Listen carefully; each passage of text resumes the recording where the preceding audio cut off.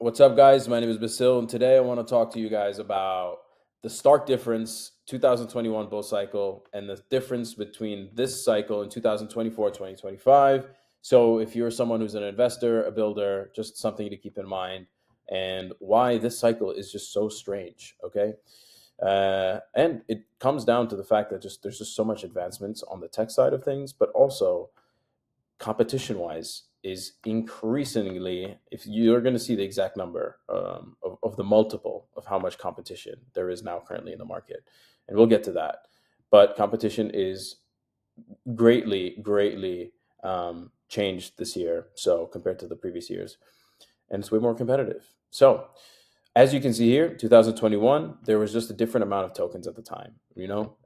Rough amount of tokens that were out was around 8,000 to 10,000 total tokens in the market. Why? Because it was really difficult to create tokens or, uh, create and launch tokens because you needed to have technical abilities. You needed to be a developer. You needed to know how to create contracts and deploy tokens and whatever the way people do it. So, anyways, at the time there was around 300 million actively trading crypto individuals. Like, this is users. This is what I'm getting data off of ChatGPT. So it's probably useless information, but just let's use that as a hypothetical number because we're being nice. In my opinion, I think it's probably less. Now, just understand that 300 million individuals or users, right? They have to basically pick between 8 to 10,000 tokens in 2021. And in 2016 it was even smaller. But understand that to choose between 8 to 10,000 tokens is not that hard, right? I mean, there's just so many ways to be able to, filter out what is legit, what isn't legit, what follows current narratives, and you rely on individuals that you already know, um, or just information that you can go ahead and you know do yourself. You can do your own due diligence and research on the project to understand whether it fits the current narrative. Does it fit the narrative of the future and direction where we think at the time the crypto market is going? And you can make those bets, right? And it was easier to pick winners. So this is why I have here drawn, when you have a pool of just 10,000 tokens, these users here just are looking at 10,000 tokens, and then it's easier for them to just be able to invest and put all that capital into those tokens. That's why at the time it was easier to make those bets, invest in these coins, get involved over the courses of the years and be like, okay, you know what? I'm willing to hold this for the next 3 or 4 years. But what we didn't anticipate over the course of the next 3 or 4 years was competition rising, technology getting better, right? The evolution of like how we want to use these products. The users at the time really were buying these tokens, but they couldn't do anything with it besides reintroducing those tokens back into those products, right? Whether it's like through DeFi for liquidity provision or creating liquidity pools.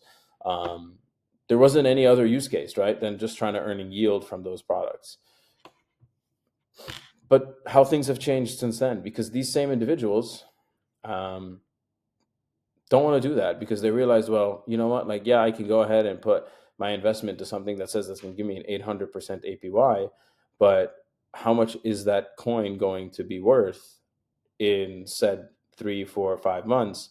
And also, what's to say that the the the liquidity pool doesn't rug, right? So 2024-25 comes around, and this is where we're at now. The tech has gotten better. It's all evolved. The way and the use cases that people and users are currently in the space looking to start using these products for has changed than previously, because mindshare seems to be shifting towards new narratives and more towards consumerism. They want to be able to touch these products and do things more than just finance related products.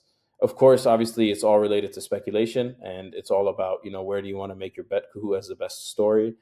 You come to 2025, now it becomes easier to launch tokens, and previously the 8 to 10,000 tokens, now it's 36 million tokens that are currently out, which is a 3,600x from the previous year, right? So now with the 36 million tokens that are currently live out there to be able to be traded, there's only 860 million users. We have grown this, but not by a significant amount, almost a 3x. So there's been an almost 3x, let's just be nice and say 3x, an almost 3x rise in users, but there is a 3,600x rise in the amount of tokens. So what that usually means is that mind share for these individuals has now gone significantly more confusing, right? Now trying to figure out who is going to be the winning bet um, significantly changes, right? If your capital allocation starts spreading and it gets fragmented, you don't really quite see the pumps that you saw in the previous years. So you don't see the rise in token prices that you used to see in the previous years. Now it seems more interesting for users to want to go and invest in projects that would preferably have low market caps, because now the users have understood the whole market cap game, FDV, they've been now for a while. These new users, they're quick to understand these things now. They understand that they would prefer, instead of like buying something that's at 200-300 mil and put their $2,000, and if it was to pump 2x, that $4,000 doesn't sound as sexy. That 2x for the $2,000 doesn't sound as sexy, right? Especially when there's a token launch machine out there, Pump Fund here, and we can go and check this out, right? That's creating tokens every second. Literally every second there's a new coin coming out, right? So what that usually means is that investment, or that capital that you had that you wanted to allocate into something, and you want others to also, in the hopes, are also allocating into that direction, are having their attention taken away by the millions, thousands of coins that are being released every single day, right? Sure,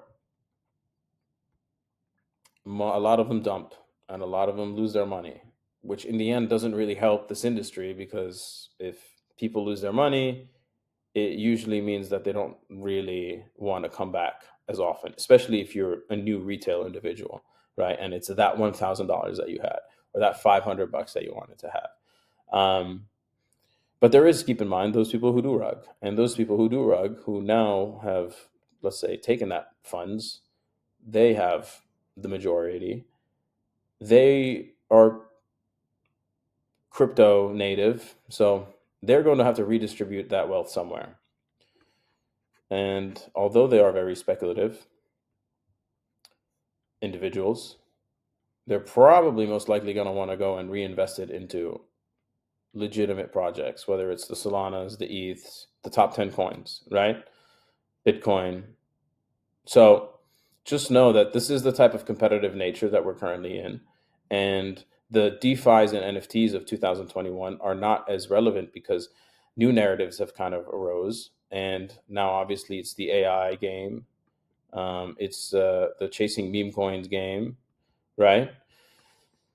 And now there's this AI meme game. So it's being able to stay on top of things. If you really want to stay on top of everything, I would suggest you stay on Twitter, live on Twitter, and just kind of follow certain individuals that are kind of in these two narratives, because that's where the funds are going as of now. Any other thing, whether it was a infrastructure, layer 2, whatever it may be, the only ways now they can go ahead and try to pump their token, if they're not already listed, then their next option will be just getting listed on some sort of centralized exchange to like bring in liquidity from that, because most users are still also on those centralized exchange. But mindshare is very important, and these 36 million tokens out there are not doing anyone's investments any justice. So that's where we are this year. So yeah, keep that in mind when you're making your investments, and have a good day. Cheers.